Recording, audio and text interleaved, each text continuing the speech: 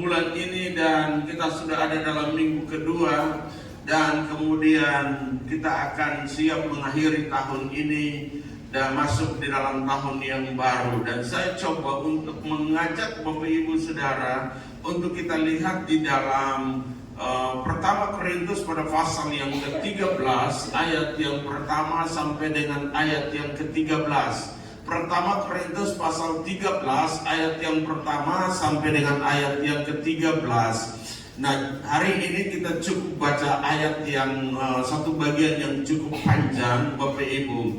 Tapi ada maksud Tuhan bagi saya dan saudara untuk mempersiapkan kita dalam akhir tahun ini untuk memasuki tahun ke depan atau tahun yang baru. Saya tidak mengerti apa maksud Tuhan bagi kita, tapi satu hal yang saya percaya bahwa maksud Tuhan atau rencana Tuhan adalah rencana masa depan yang penuh harapan dan di dalam kepastian di dalam Kristus Yesus Tuhan. Dan untuk itu saudara, kalau saudara tidak keberatan, saudara bisa bangkit berdiri bersama saya. Kita akan lihat dalam Pertama Korintus pada pasal yang ke-13 ayat yang pertama sampai dengan ayat yang ke-13. Dan kita akan baca secara bersama, kita akan baca secara berbalasan. Saya ayat yang pertama, Bapak Ibu ayat yang kedua.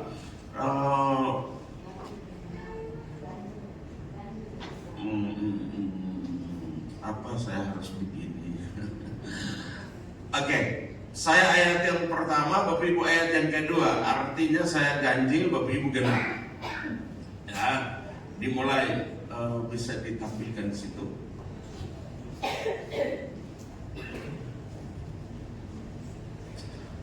Sekalipun aku dapat berkata-kata dengan semua bahasa manusia dan bahasa malaikat, tetapi jika aku tidak mempunyai kasih, aku sama dengan gong yang berkumandang dan canang yang bergerincing.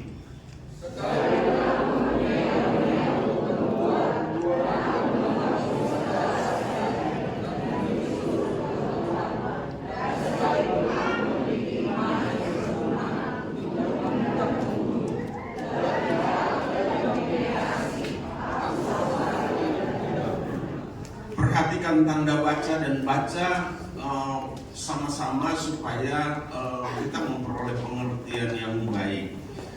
Dan sekalipun aku membagi-bagikan segala sesuatu yang ada padaku, bahkan menyerahkan tubuhku untuk dibakar, tetapi jika aku tidak mempunyai kasih, sedikit pun tidak ada faedahnya bagiku.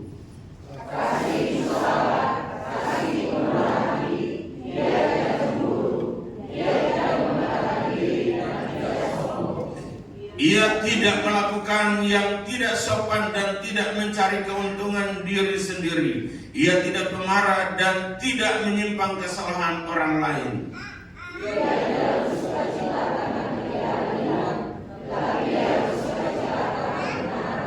Ia menutupi segala sesuatu, percaya segala sesuatu, mengharapkan segala sesuatu, sabar menanggung segala sesuatu.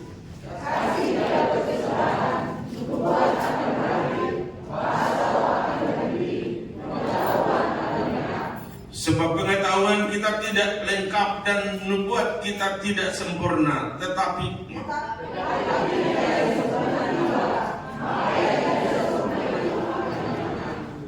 ketika aku kanak-kanak, aku berkata seperti kanak-kanak, aku merasa seperti kanak-kanak, aku berpikir seperti kanak-kanak. Sekarang sesudah aku menjadi dewasa, aku meninggalkan sifat kekanak-kanakan itu.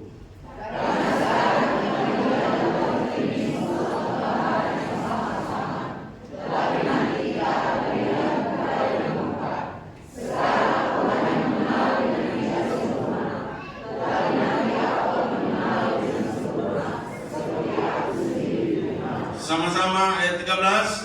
Demikian tinggal ketiga hal ini, yaitu iman, pengharapan, dan kasih. Dan yang paling besar di antaranya ialah kasih. Puji Tuhan. Silakan duduk Bapak Ibu Saudara yang dikasih. Sekali lagi, saya coba untuk mengajak Bapak Ibu Saudara untuk bagaimana mempersiapkan kita di akhir tahun ini untuk masuk di dalam tahun yang baru. Ada banyak hal yang akan terjadi. Pasti kita pun tidak akan mengerti dan kita pun tidak akan tahu, dan itu bukan urusan kita untuk mencari tahu hal-hal yang akan datang, karena Alkitab berkata hal-hal yang diungkapkan bagimu itu adalah bagianmu, tapi hal-hal yang tak terungkapkan atau yang masih tersembunyi itu adalah bagian dari Tuhan. Tetapi saudara yang dikasih, walaupun demikian kita harus bagaimana untuk ada di dalam rencana Tuhan, agar supaya kita mengerti apa yang Tuhan maksudkan bagi kita. Karena celakalah saya dan saudara jika kita tidak mengerti apa yang Tuhan maksudkan dalam hidup kita. Tanpa kita mengerti rencana Tuhan, maka kita tidak akan mungkin bisa membawa diri kita dan mengagendakan diri kita di dalam rencana Tuhan. Tapi jika kita mengerti kebaikan Tuhan dan kasih Tuhan dalam diri kita, maka pastilah kita akan mengagendakan diri kita di dalam rencana Tuhan. Tujuannya apa? Tujuannya adalah supaya kita dapat menyenangkan hati Tuhan. Dan bagi orang yang menyenangkan hati Tuhan adalah bagian dari jatah, bagian dari jaminan Tuhan untuk mereka akan hidup bersama-sama dengan Tuhan. Orang yang tidak menyenangkan hati Tuhan jangan pernah mimpi. Saya ulangi, orang yang tidak pernah menyenangkan hati Tuhan jangan pernah mimpi akan bersama-sama dengan Tuhan. Dengan kata lain, tidak akan pernah masuk di dalam kekekalan. Dengan kata lain pula, jangan pernah berharap akan masuk surga. Haleluya. Nah, untuk itu Bapak Ibu Saudara yang dikasih di dalam Tuhan kita Yesus Kristus, pertanyaannya mengapa sampai Paulus menulis bagian ini dengan cukup tegas dan keras bagi jemaat yang ada di Korintus? Kalau saudara memperhatikan dengan baik, maka sesungguhnya ada persoalan, ada masalah yang terjadi dalam jemaat Korintus, sehingga itulah yang mengakibatkan atau menyebabkan Paulus dengan begitu keras dan tegas untuk bukan hanya menegur, tapi mengajar mereka agar mereka hidup di dalam sebuah tatanan kehidupan yang dikehendaki oleh Tuhan, sebuah tatanan kehidupan yang berkenan kepada Tuhan. Karena kewarganegaraan kita adalah surga, bukan di bumi. Alkitab berkata kita hanya ada sebagai pendatang dan perantau di bumi ini. Tetapi kewarganegaraan kita adalah di surga, bukan di bumi. Dan untuk itulah secara kewarganegaraan maka kita harus memenuhi aturan-aturan kewarganegaraan kita. Mana mungkin kita berkata kita warga Indonesia, tapi kita sendiri tidak memenuhi aturan-aturan sebagai warga negara Indonesia. Saya teringat ada satu saat saya hampir 14 tahun yang lalu, saya hampir dideportasi dari Australia pulang ke Indonesia, tidak bisa masuk selanjutnya. Kenapa? Karena ada teman yang salah dalam persyaratan untuk masuk di Australia. Nah, saya berlagak bikin diri hebat tahu, padahal bahasa Inggris cuma yes no. Saya coba berusaha untuk bicara, tapi orang Australia, apalagi perempuan itu galak, tidak seperti orang Indonesia. Wanita-wanita itu peramah. Nah, saudara, ketika kami bicara dan inti pada saatnya atau titiknya dibilang begini, kamu telah melanggar aturan negara kami dan kamu tidak bisa diperkenankan untuk masuk negara kami. Saya bilang, mana saya tahu aturan negara kami? Kamu bilang, ya, tapi kamu telah melanggar aturan negara kami. Nah, kamu harus dikembalikan, dideportasi. Tujuan saya, maksud saya begini, jangan sampai kita cuma menyanyi bertepuk tangan sebelah. Kita bilang kita anak kerajaan Allah, kita bilang kita anak Tuhan, tapi Tuhan pun tidak kenal kita tuh. Halo? Mengerti maksud saya? Jangan sampai kita cuma melelahkan diri kita hari-hari ini dengan beribadah, apalagi Natal. Sibuk kita, kasih bersih rumah lah, hias rumah lah, hias bibir lah, hias kening lah, hias pipi lah, apalagi hias gigi lah, semua kepalsuan berlaku.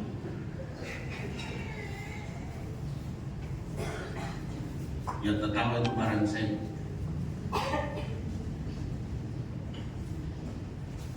Kita cuma melelahkan diri kita, tapi Tuhan mau kita menghiasi hati batinnya kita, batin rohani kita untuk menantikan kedatangan Dia. Haleluya. Tidak salah, tidak salah kalau kita sibuk, atau maksudnya tidak salah kalau kita merayakan Natal dengan berbagai kesibukan, tapi jangan sampai nilai maknanya akan menjadi hilang. Akhirnya kita cuma menjadi orang yang agamawi, yang cuma melaksanakan hal-hal rutinitas di dalam diri kita, dan kita kehilangan kesempatan-kesempatan yang Tuhan berikan buat kita. Ada persoalan yang cukup berat di dalam jemaat di Korintus. Mereka memfigurkan orang-orang tertentu, orang-orang yang dapat mengajar mereka, dan akhirnya itu menimbulkan persoalan, menimbulkan perpecahan, menimbulkan keributan. Jangan figurkan saya, figurkan Tuhan di dalam diri saudara. Dan itu dari dulu saya tidak mau untuk orang memuji saya. Ketika orang memuji kita, dia sementara mengantar kita di ujung jurang, karena banyak orang makan puji.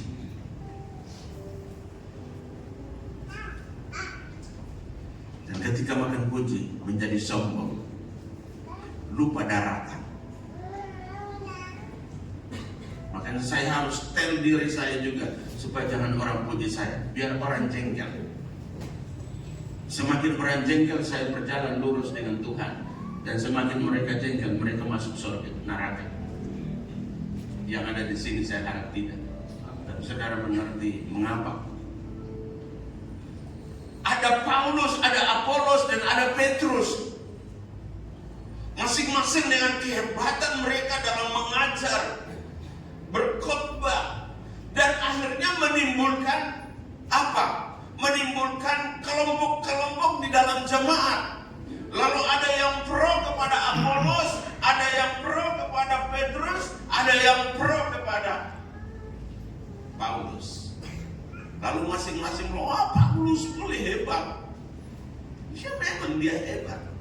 Tapi juga ada yang pro kepada Petrus, mereka bilang, wow, Petrus lebih hebat, dan seterusnya. Dan inilah yang menimbulkan keributan. Dan keributan ini menimbulkan perpecahan di dalam jemaat di Korintus. Ini bahaya. Untuk itulah Paulus mengajar, bilang, janganlah kami menjadi fokus di dalam saudara, tapi biarlah Kristus yang menjadi fokus dalam kehidupan saudara. Nah, kami bukanlah yang menjadi fokus sesaran. Kami adalah hanya sebagai hamba. Jadi para pelayan kita juga, kalau melayani sudah semakin bagus dan orang puji, jangan sombong. Karena kita bukan fokus. Kita harus bawa semua orang fokus kepada Kristus. Dan hanya bagi Tuhanlah segala kemuliaan bagi Dia. Kalau saudara pasal 1 ayat yang ke-10. Pasal 1 ayat yang ke-10. Apa yang bisa lihat? Pasal 1 ayat yang ke-10. Perhatikan di sana, dia bilang begini. Apa yang Petrus, ini menjadi ayat kunci.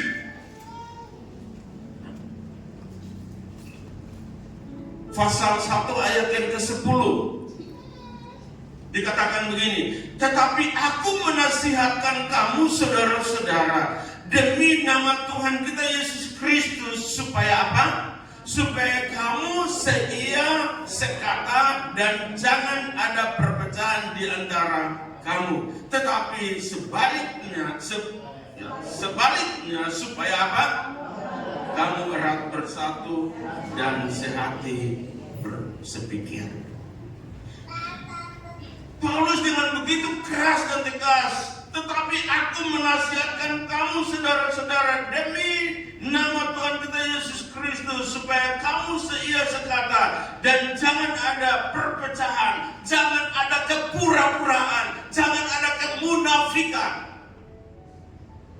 di antara kamu. Pasti jangan saudara berpikir, ada apa sampai Bapak Gembala bicara begini ya?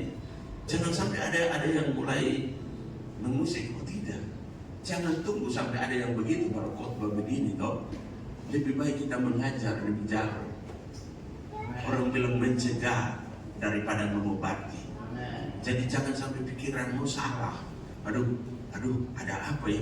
Majelis ya, sampai Bapak Gembala bicara begini. Oh saya nggak ada. Kasihan, dong majelis ini lebih baik semua. Anak Tuhan yang betul.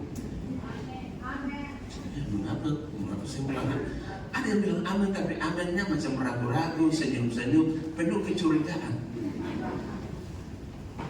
Curiga juga salah, curiga juga berdosa tahu. Ada apa ya dengan dong pelayan altar sampai sebegini lagi ini? Senada. Sekali lagi senada.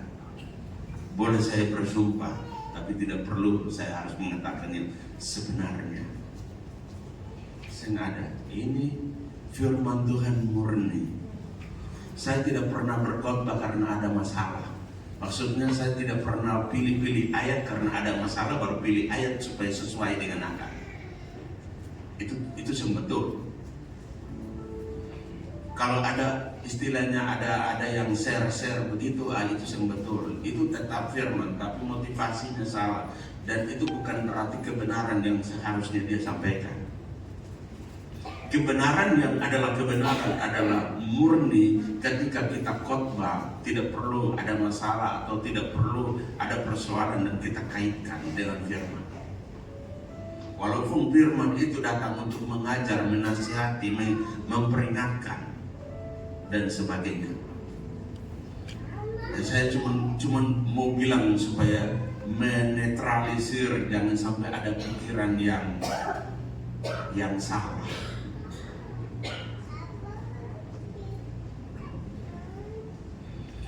Tetapi saudara yang dikasih, ini hal-hal yang perlu untuk diajarkan. Ini hal-hal yang perlu diingatkan supaya kita hidup di dalam kasih Tuhan. Kalau Bapak Ibu bilang Bapak Ibu adalah anak Tuhan, atau seseorang di antara kita bilang dia anak Tuhan, sana juga bilang saya adalah anak Tuhan, sana juga bilang dia adalah anak Tuhan, berarti kita semua adalah anak Tuhan.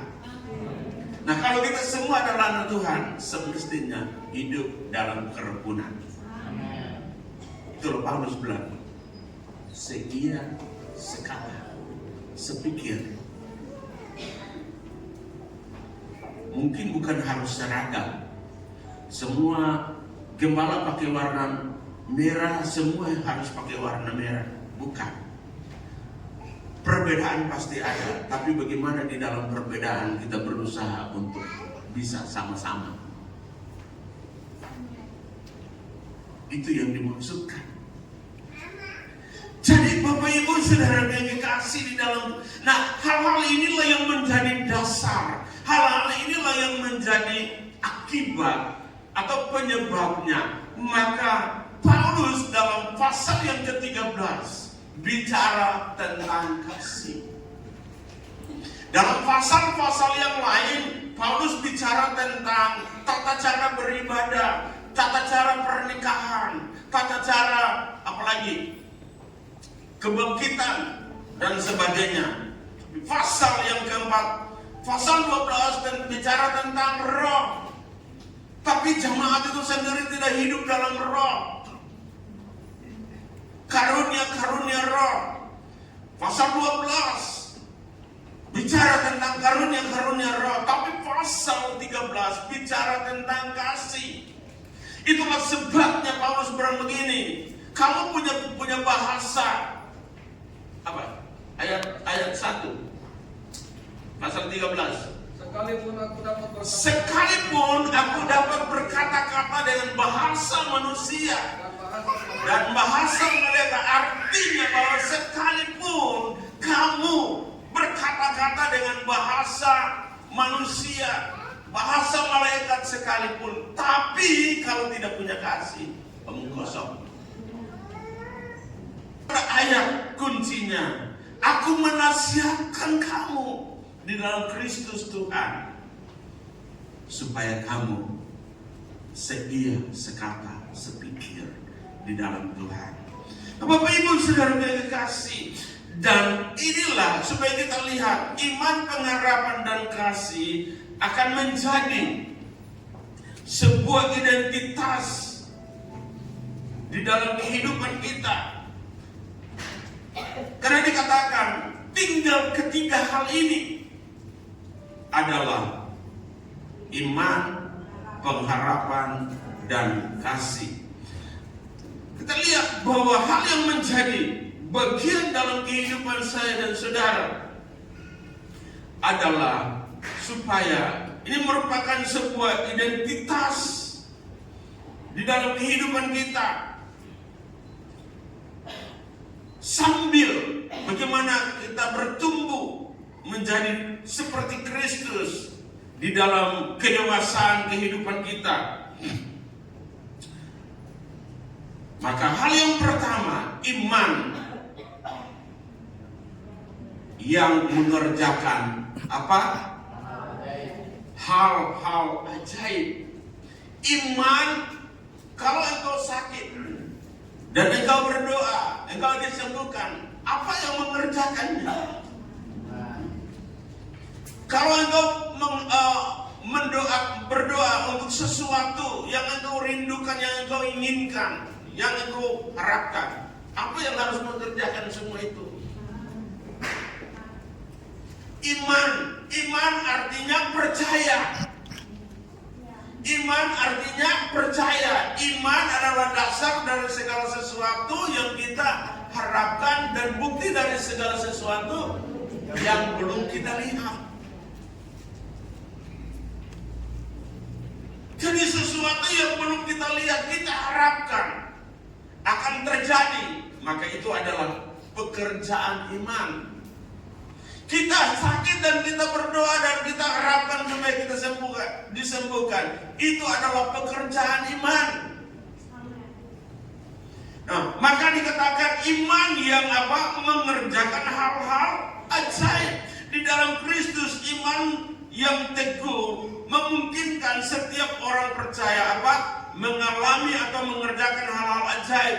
Ayat 1-3 ini dinyatakan tentang iman yang memindahkan gunung, iman yang memindahkan gunung, iman yang menerobos kemustahilan, menyatakan sesuatu yang dahsyat. Milikilah iman yang teguh dan semakin bertumbuh layaknya biji sesai, maka kita akan menghadapi kemustahilan dengan keberanian. Dengan semakin kita beriman dan bukti daripada iman kita terjadi, maka itu akan membuat kita semakin bergairah dan semakin bersemangat. Tetapi bukan cuma sampai di situ, akhirnya kita akan semakin berani. Kita akan semakin berani karena kita akan lihat kemustahilan demi kemustahilan akan terjadi dalam kehidupan kita. Iman tanpa perbuatan adalah mati. Arti artinya bahwa kita cuma berkata kita beriman, kita percaya, oke.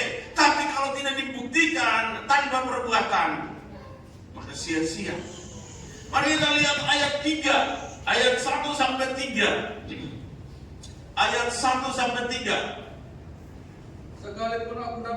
Sekalipun aku dapat berkata-kata dengan bahasa manusia, bahkan bahasa malaikat sekalipun, tetapi jika aku tidak memiliki kasih, aku sama sekali seperti gong dan canang yang bergerak. Artinya, Ale punya kehebatan banyak, Ale punya kemampuan banyak, boleh. Tapi kalau tidak punya kasih, kamu kosong. Sama dengan apa? Gong. Tahu tong?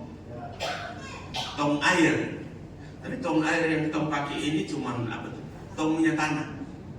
Tapi tong minyak tanah juga ada yang plastik. Hah? Ah, itu dia. Drain. Tong. Kalau kosong, tanpa orang pukul, apalagi matahari semakin panas, dia babunyi sendiri. Jangan sampai ketahuan cuma omong kosong banyak. Maksudnya, ketahuan bicara hebat, tapi sengaja isi. Orang Papua bilang, kau lari kosong, kau tak isi. Tapi kalau ketahuan punya kasih, Alkitab bilang, orang Papua bilang, kau isi. Kakak, kau isi. Nah, itu istilah orang Papua. Tapi dalam perspektif firman Tuhan yang kita baca pagi ini, dia katakan, kalau engkau tidak punya kasih, engkau sama sekali tidak ada faedahnya, tidak berguna. Ayat 2. Sekalipun aku mempunyai karunia untuk bernubuat. Nah, ini dia. Sekalipun kau punya karunia untuk bikin mujizat, setan lari, suwangi, tunduk. Mengerti suwangi? Lari lewat kubur, manusia bangkit. Yang mati itu. Sekalipun kau punya power, kau punya kuasa untuk bikin banyak mujizat, tapi kalau tidak punya kasih, sama sekali tidak berguna. Ayat 3. Dan sekalipun aku membagi-bagikan segala sesuatu yang ada padaku, dan aku membagi-bagikan, bukankah ini perbuatan kasih? Halo? Bukankah itu sebuah tindakan kasih, perbuatan? Tapi coba dengar kalimat. Bahkan menyerahkan tubuhku. Tetapi jika aku tidak mempunyai kasih, sedikit pun tidak ada faedahnya. Rupanya penulis ini tidak waras. Atau kita yang tidak waras. Maksudnya begini, aku membagi-bagikan segala sesuatu, bahkan aku menyerahkan tubuhku untuk dibakar. Tapi aku jika tidak punya kasih, maka tidak ada faedahnya juga. Maksudnya apa? Maksudnya gini, motivasimu kau berikan sesuatu kepada orang lain, kau menolong orang lain, motivasimu apa? Itu maksudnya. Bukan tulus mau menolong orang, tapi mungkin juga kau tulus menolong. Tapi ketika ada satu saat orang itu melakukan sesuatu yang membuat kita kesal, kita bilang, kita kalau tahu betul tolong dia. Ini juga mencemarkan, merusak apa yang telah kau lakukan. Maka Paulus berkata, tidak ada faedahnya. Atau mungkin engkau berkata, aku percaya Kristus, aku percaya Tuhan, aku sungguh mengasihi dia, aku menyerahkan tubuhku. Mari bangun kehidupanmu dalam kemurnian imanmu yang sungguh, supaya api pencobaan apapun yang datang tidak akan bisa membakar habis, tapi engkau akan tetap bertahan. engkau akan tetap bertahan dalam kemurnianmu di dalam Tuhan.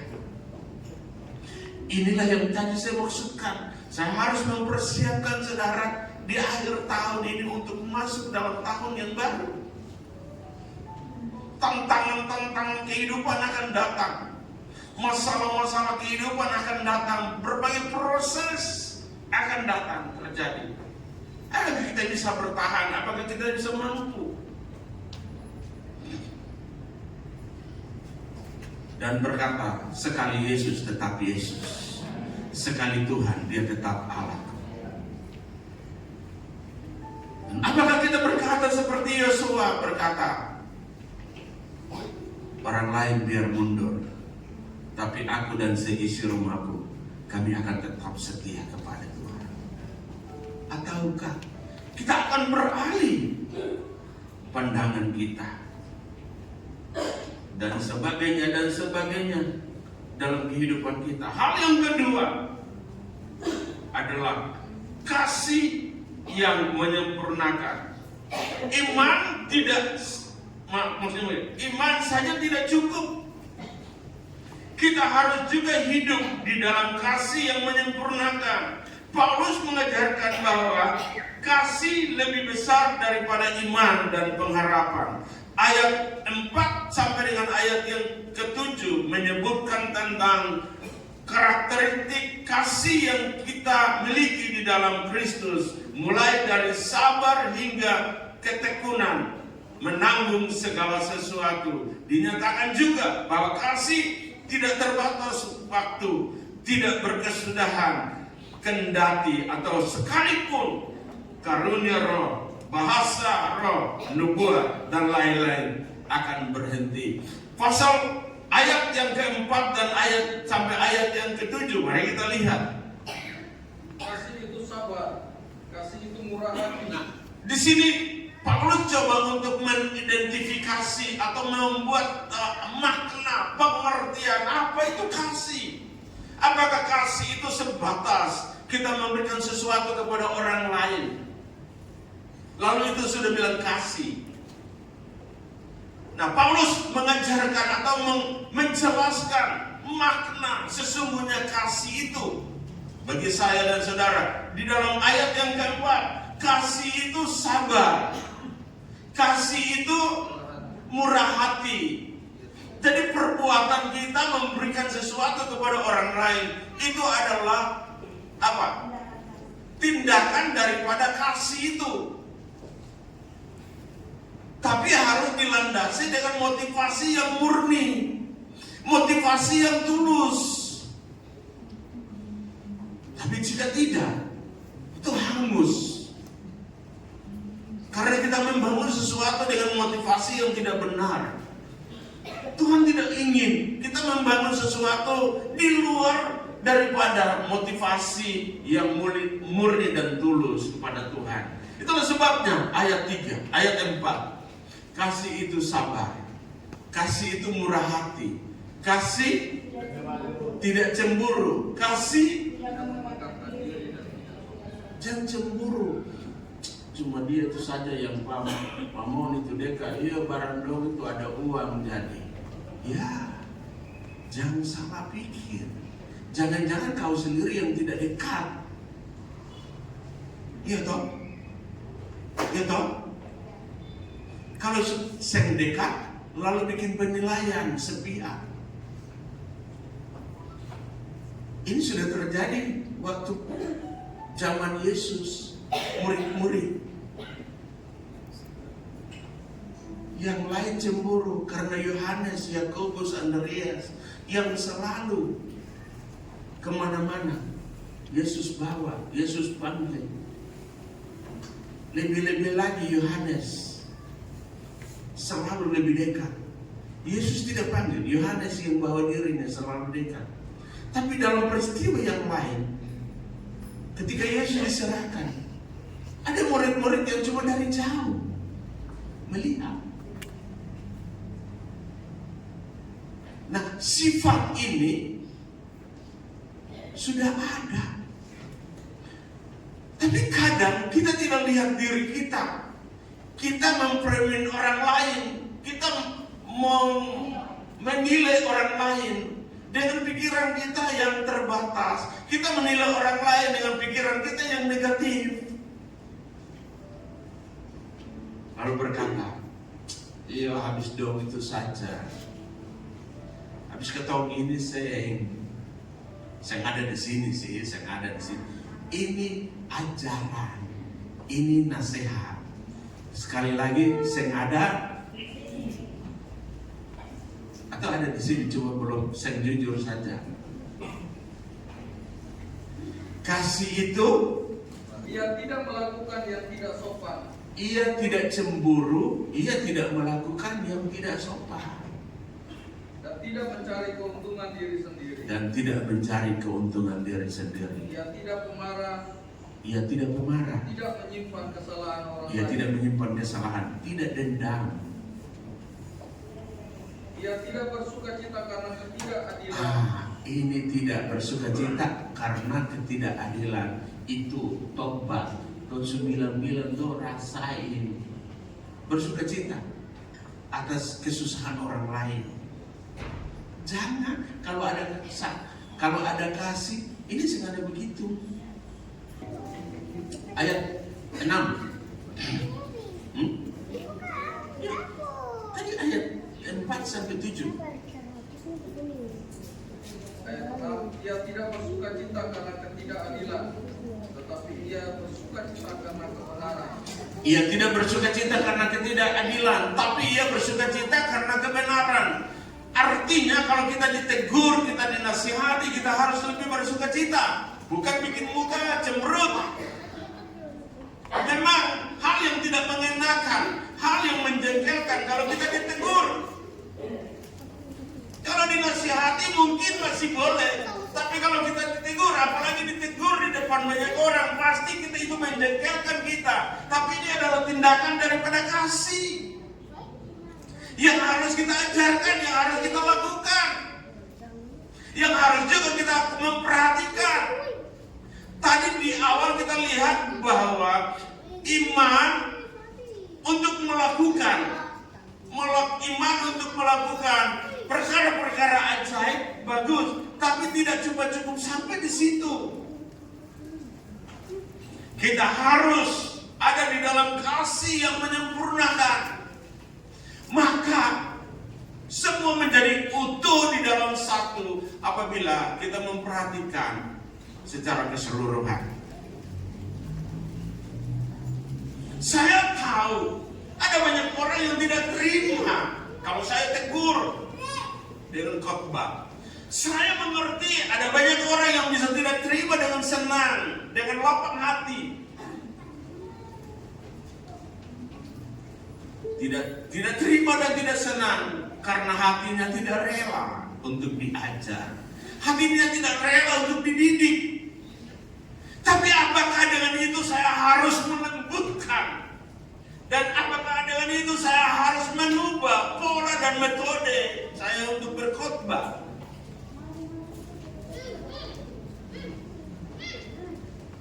Saya tahu apa yang harus saya katakan. Saya mengerti apa yang harus saya ajarkan. Saya tahu tugas saya. Saya tahu tanggung jawab saya.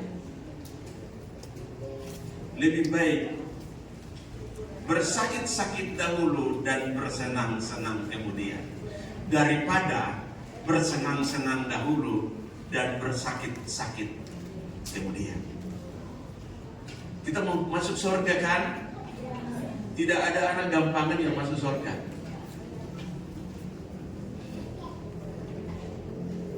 Makanya tadi di awal saya bilang, orang yang menyenangkan Tuhan, mereka itulah yang memiliki surga. Aduh, baru 12, masih sampai 13, belum. Tetapi jika yang sempurna tiba, maka yang tidak sempurna akan lenyap. Ketika aku kanak-kanak, aku berkata seperti kanak-kanak. Aku merasa seperti kanak-kanak. Aku berpikir seperti kanak-kanak. Tapi sekarang aku sudah menjadi dewasa. Aku meninggalkan semua kekanak-kanakanku. Karena sekarang kita melihat sebuah gambaran atau suatu gambaran yang jelas. Tapi bukan sekarang, nanti muka dengan muka. Sekarang beta dan papi muka dengan muka. Yang lain juga kan samping, bukan muka kan? Cuma beta saja. Tapi bukan ini yang dimaksudkan. Yang dimaksudkan adalah ketika Kristus menyatakan diri, kita muka dengan muka. Hari ini cuma dengan gambaran. Hari ini cuma dengan bayangan. Hari ini cuma dengan Alkitab dan foto-foto yang ada di tempel di Bapak Ibu rumah itu. Pertanyaannya, apa itu Yesus yang sebenarnya? Tidak. Sekali lagi, tidak. Ini Alkitab bilang, nanti satu saat muka dengan muka.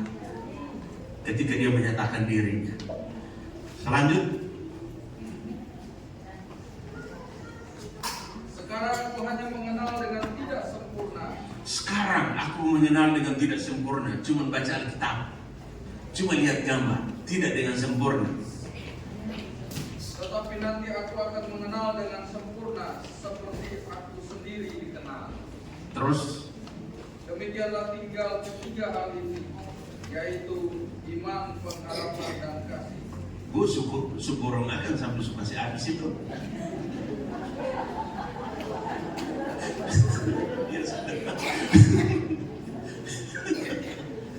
Beta pikir bos paksa beta untuk harus stop ini. Jadi, mari kita lihat bahwa pengharapan kita tidak akan berhenti di sini.